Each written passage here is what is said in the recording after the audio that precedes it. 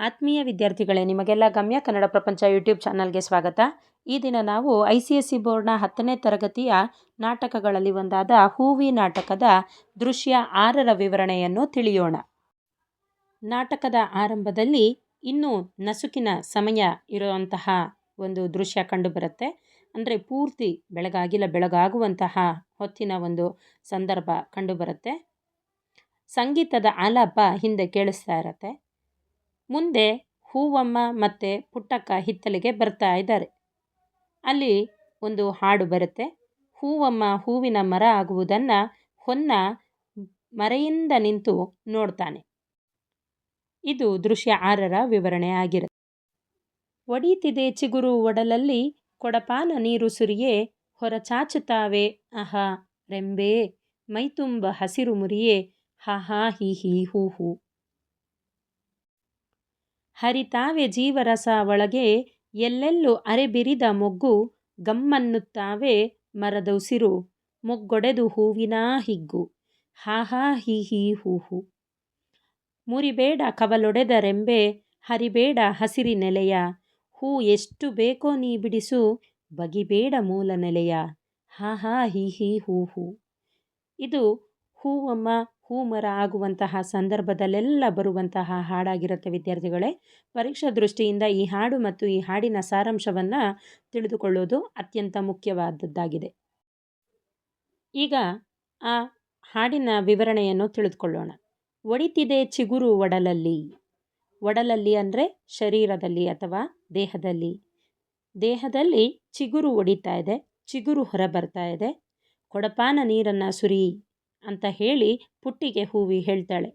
ಹಾಗೆ ಕೊಡಪಾನ ನೀರನ್ನು ಸುರಿದ ತಕ್ಷಣ ಆಕೆಯ ಶರೀರದಿಂದ ಅಂದರೆ ಹೂವಿಯ ಶರೀರದಿಂದ ರೆಂಬೆಗಳು ಹೊರಚಾಚುತ್ತವೆ.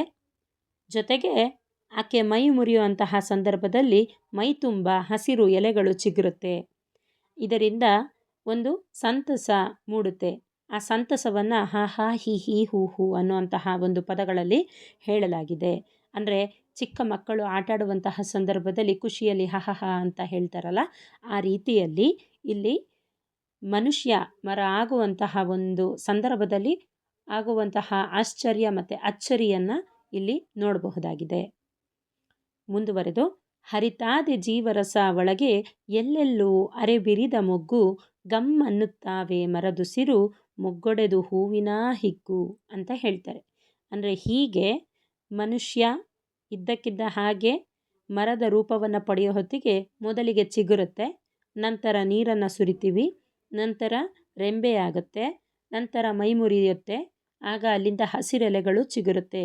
ಹೀಗೆ ಆ ಒಂದು ಮರದೊಳಗೆ ಜೀವರಸ ಕಾಣುತ್ತೆ, ಅಂದರೆ ಜೀವಂತ ಲಕ್ಷಣ ಕಾಣುತ್ತೆ. ಆ ಮರದ ತುಂಬ ಎಲ್ಲೆಲ್ಲಿ ನೋಡಿದ್ರೂ ಅರೆಬಿರಿದ ಅಂದರೆ ಅರ್ಧಂಬರ್ಧ ಅರಳಿದಂತಹ ಮೊಗ್ಗು, ಅಂದರೆ ಪೂರ್ತಿಯಾಗಿ ಹೂವಾಗಿಲ್ಲ, ಹೂವಾಗೋದಕ್ಕೆ ಹೊರಟಿರುವಂತಹ ಮೊಗ್ಗನ್ನು ಕಾಣಬಹುದು.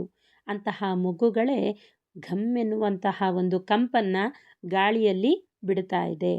ಹಾಗೆ ಬಿಡುತ್ತಿರುವಂತಹ ಕಂಪೆ ಮರದ ಉಸಿರು. ಅಂದರೆ ಮನುಷ್ಯನಾದಾಗ ಅದು ಮನುಷ್ಯನ ಉಸಿರು, ಮರವಾದಾಗ ಆ ಮರ ಕೊಡುವಂತಹ ಹೂವಿನ ಕಂಪಿದೆಯಲ್ಲ ಅದು ಮರದ ಉಸಿರಾಗಿರುತ್ತೆ.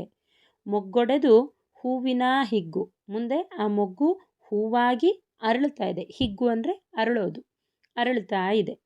ಎಂತಹ ಒಂದು ಸಂತಸದ ಕ್ಷಣವಲ್ವಾ ಅನ್ನುವಂಥದ್ದನ್ನು ಈ ಹಾ ಹಾ ಹೀ ಹೀ ಹೂ ಹೂ ಅನ್ನುವಂಥದ್ದು ನಮಗೆ ತಿಳಿಸುತ್ತೆ. ಮುಂದುವರೆದು, ಮುರಿಬೇಡ ಕವಲೊಡಿದ ರೆಂಬೆ, ಹರಿಬೇಡ ಹಸಿರಿ ನೆಲೆಯ, ಹೂ ಎಷ್ಟು ಬೇಕೋ ನೀ ಬಿಡಿಸು, ಬಗಿಬೇಡ ಮೂಲ ನೆಲೆಯ ಅಂತ ಹೂವಿ ಪುಟ್ಟಿಗೆ ಇಲ್ಲಿ ಸೂಚನೆಗಳನ್ನು ಕೊಡ್ತಾಳೆ. ಮನುಷ್ಯನಿಗೆ ಒಂದು ಸ್ವಭಾವವಿದೆ. ತನಗೆ ಇಷ್ಟ ಆಗಿದ್ದು ಸಿಕ್ಬಿಡ್ತು ಅಂತಂದರೆ ಅದನ್ನು ಯುಟಿಲೈಸ್ ಮಾಡ್ಕೊಳ್ಳೋದಕ್ಕಿಂತ ಮುಂಚೆ ಅದನ್ನು ದುರುಪಯೋಗ ಮಾಡ್ಕೊಳ್ತಾನೆ, ಮಿಸ್ಯೂಸ್ ಮಾಡ್ಕೊತಾನೆ, ಅಥವಾ ಅತಿ ಆಸೆಗೆ ಒಳಗಾಗ್ತಾನೆ. ಆ ಮೂಲಕ ತನಗೆ ಸಿಕ್ಕಂತಹ ಒಂದು ಅಮೂಲ್ಯವನ್ನು ವಸ್ತುವನ್ನು ಕಳೆದುಕೊಳ್ತಾನೆ. ಅಂತಹ ಒಂದು ಮನುಷ್ಯನ ಸ್ವಭಾವಕ್ಕೆ ಇಲ್ಲಿ ಹೂವಿ ಪಾತ್ರದ ಮುಖಾಂತರ ನಾಟಕಕಾರರು ಉತ್ತರವನ್ನು ಕೊಡ್ತಾರೆ. ಪುಟ್ಟಕ್ಕ, ನಿನಗೆ ಎಷ್ಟು ಬೇಕೋ ಅಷ್ಟು ಹೂವನ್ನು ನೀ ಬಿಡಿಸ್ಕೊ, ಆದರೆ ಕವಲೊಡೆದಂತಹ ರೆಂಬೆಯನ್ನು ಅಂದರೆ ಮರದ ಬ್ರ್ಯಾಂಚನ್ನು ಮುರಿಬೇಡ. ಅದನ್ನು ಮುರಿದ್ರೆ ನನ್ನ ಕೈ ಕಾಲುಗಳು ಊನ ಆಗ್ತವೆ. ಹಾಗೆ ಹಸಿರಿನ ಎಲೆಯನ್ನು ಹರಿಬೇಡ, ಅದನ್ನು ಹರಿಯೋದರಿಂದ ನನ್ನ ದೇಹಕ್ಕೆ ಗಾಯಗಳಾಗ್ತವೆ. ಆದ್ದರಿಂದ ಕವಲೊಡೆದ ರೆಂಬೆಯನ್ನು ಮುರಿಬೇಡ, ಹಾಗೆ ಹಸಿರಿನ ಎಲೆಯನ್ನು ಹರಿಬೇಡ. ಅಂದರೆ ಮರಕ್ಕೆ ಪೆಟ್ಟನ್ನು ಮಾಡಬೇಡ. ಆ ಮರಕ್ಕೆ ಪೆಟ್ಟನ್ನು ಮಾಡದೆ ನಿನಗೆ ಎಷ್ಟು ಹೂ ಬೇಕೋ ಅಷ್ಟು ಹೂವನ್ನು ನೀನು ಬಿಡಿಸ್ಕೊ. ಆದರೆ ಮರದ ಮೂಲ ನೆಲೆಯನ್ನು, ಅಂದರೆ ಮರದ ಬೇರು ಮತ್ತು ಕಾಂಡಗಳ ಭಾಗವನ್ನು ಸೀಳಬೇಡ, ಬಗಿಬೇಡ ಅಂದರೆ ಸೀಳಬೇಡ. ಹೀಗೆ ಮರವನ್ನು ಚೆನ್ನಾಗಿ ನೋಡಿಕೊಂಡು ನಿನಗೆಷ್ಟು ಹೂ ಬೇಕಾದರೂ ನೀನು ತಗೋಬಹುದು ಅಂತ ಹೇಳಿ ಹೂವಿ ಪುಟ್ಟಿಗೆ ಒಂದಷ್ಟು ಸೂಚನೆಗಳನ್ನು ಕೊಡ್ತಾಳೆ. ಹೀಗೆ ಹೂವಮ್ಮ ಹೂಮರ ಆಗೋದರಲ್ಲಿ ದೃಶ್ಯ 6ರ ಮುಕ್ತಾಯ ಆಗತ್ತೆ.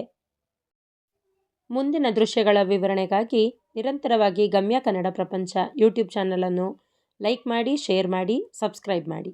ಧನ್ಯವಾದಗಳು.